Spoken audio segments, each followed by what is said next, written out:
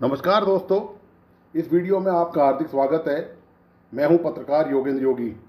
दोस्तों, इस देश में यह वही भाजपा है जिसने देश के संविधान, समानता का अधिकार और व्यवहार, हिंदू संस्कृति, मर्यादा, राम मंदिर, गौ माता और न जाने किस किस के नाम की दुहाई दी है और महिलाओं की सुरक्षा को देश की सर्वोच्च प्राथमिकता का राग भी अलापा है। वही भाजपा वोट बैंक की खातिर एक बलात्कारी बाबा के सामने नतमस्तक हुई पड़ी है। सिर भी ऊंचा तक करने का साहस नहीं जुटा पा रही है। पार्टी विद डिफरेंस वाली भाजपा का यह असली चेहरा सामने है। वोट के लिए भाजपा को सजा याफ्ता बलात्कारियों का सहयोग लेने से भी कोई गुरेज नहीं है। हरियाणा की भाजपा सरकार ने वोट बैंक की खातिर डेरा सच्चा सौदा प्रमुख और दुष्कर्म के दोषी गुरमीत राम रहीम सिंह को 17वीं बार 21 दिन की फिर से पैरोल दी है। वह रोहतक की सुनारिया जेल से सिरसा में मौजूद डेरा मुख्यालय पहुंचा है। राम रहीम को सजा मिलने के बाद से ही लगातार पैरोल मिलने की शुरुआत 24 अक्टूबर 2020 से शुरू हो गई थी, जब उसे पहली बार एक दिन की पैरोल मिली थी।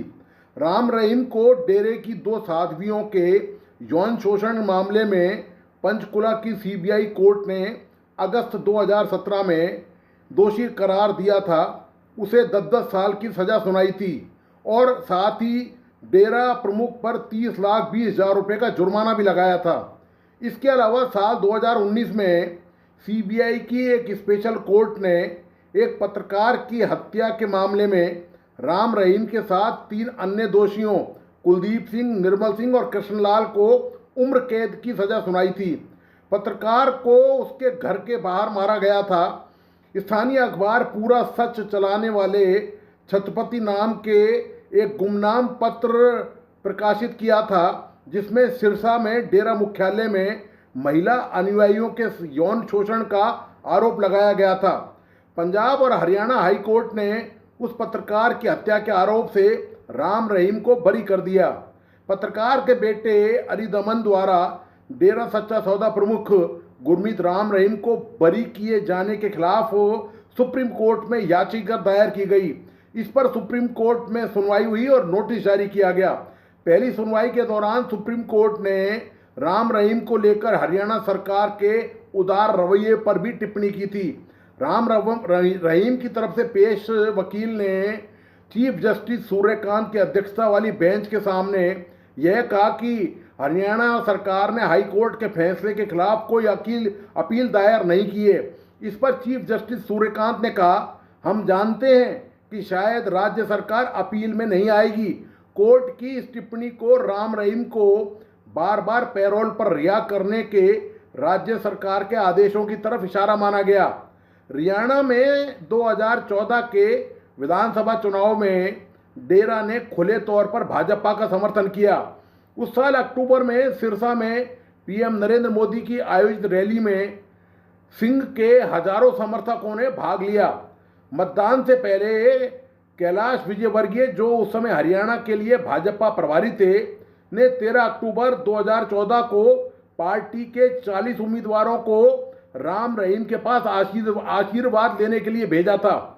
नवंबर 2014 में फिर हरियाणा में भाजपा सरकार बनने के बाद 18 से ज़्यादा विधायक और कुछ मंत्री विजयवर्गीय के साथ राम रहीम सिंह के पास समर्थन के लिए धन्यवाद देने पहुंचे थे।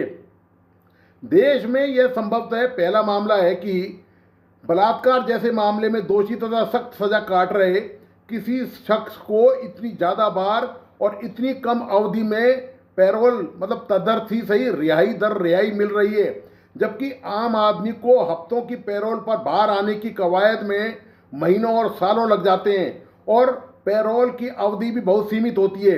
एक बार पैरोल पर राम रहीम ने वीडियो कॉन्फ्रेंसिंग के जरिए अपने अनुयायियों से कहा था कि हम गुरु थे, हैं और रहेंगे। तो क्या राम रहीम सिंह सरकार का भी गुरु है? यह यक्ष प्रश्न है। बलात्कारी बाबा डेरा सच्चा सौदा प्रमुख गुरमीत राम रहीम सिंह पर भाजपा की मेहरबानी का मुख्य कारण उसका वोट बैंक और राजनीति का प्रभाव है। डेरा सच्चा सौदा का दावा है कि दुनिया भर में उसके करोड़ों अनुयायी हैं, यानी कि डेरा प्रेमी हैं। हरियाणा, पंजाब, राजस्थान और पश्चिमी उत्तर प्रदेश की दर्जनों विधानसभा और कई लोकसभा सीटों पर इस वोट बैंक का सीधा असर पड़ता है।